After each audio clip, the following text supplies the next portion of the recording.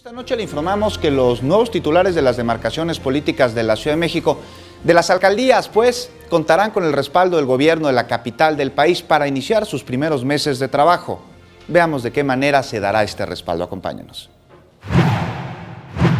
15 de los 16 nuevos alcaldes de la Ciudad de México se reunieron por primera vez con el actual jefe de gobierno José Ramón Amieva y la jefa de gobierno electa Claudia Sheinbaum Pardo, a fin de establecer mecanismos de colaboración para eficientar sus labores en beneficio de la ciudadanía.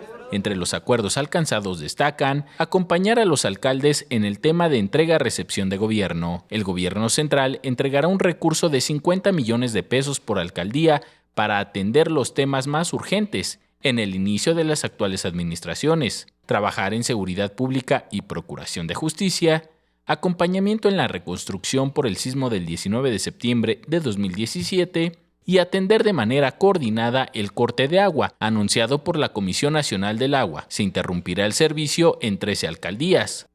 Manifestaron muchísimas necesidades que van pues desde situaciones mínimas como es combustible, reparaciones de vehículos, hasta algunas situaciones de pago de laudos, de juicios pendientes. Se va a hacer un listado de a dónde se puede dirigir, y yo creo que en el transcurso de la semana que entra empezarán a gestionarse, a tramitarse los primeros pagos.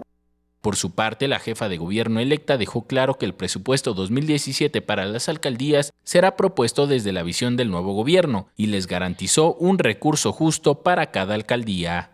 Lo que yo les ofrecí es que abramos una mesa de trabajo, que el monto de las alcaldías, el monto total y la distribución tiene que ser muy transparente, que no puede estar sujeto ni a los moches como se acostumbraba a final del año en la Asamblea Legislativa y Congreso Local, ni a criterios electorales, sino a un criterio base de distribución del presupuesto.